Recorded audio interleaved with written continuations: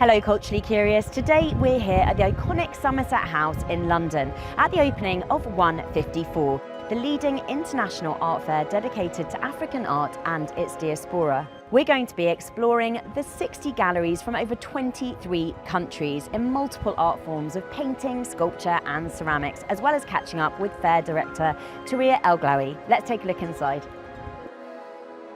54 is the number of countries in Africa, and 1 is the continent in itself. And I think I wanted a name that would show the power of the continent itself. So we're trying to create actually a platform that would give visibility to artists from Africa and the African diaspora on the international stage.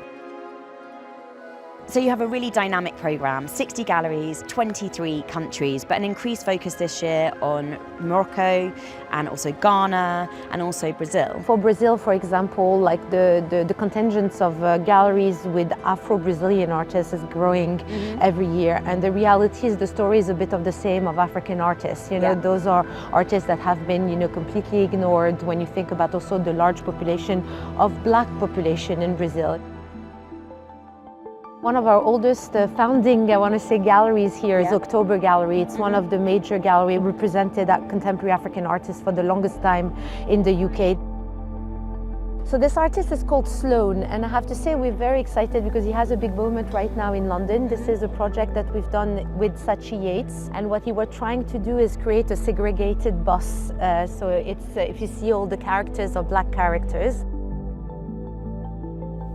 This is a unicorn. It's actually a lidded container. We're standing behind some incredible new works. So they're all from an ethereal space of my imagination. I think being trapped in London kind of urges me to use even more creativity or even more juice, or make me question what's inside me to do this. And connecting with these unicorn creatures is sort of an ode to fairy tales and how much I believe in them. Using clay as such an ancient material, and it's a way for me to connect to a space that I never knew of. I'm here with Cynthia Corbett Gallery, and this is my new body of work, Environments of a Heavy Joy. It talks about the Black maternal mortality and morbidity crisis and how it impacts Black families and how they choose to cope, find healing and find peace and joy after going through adverse birth outcomes. This is my work, The Mother's Embrace. It documents the regal and the transformative life of new motherhood.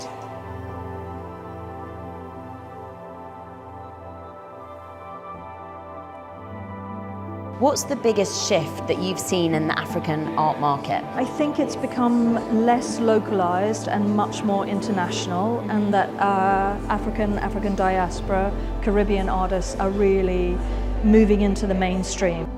It's refreshing to see a more international platform for these artists and the market.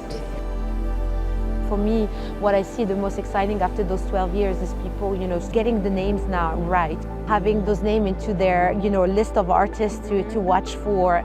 In reality, it's nice that they understand that the art world is much more larger than they thought.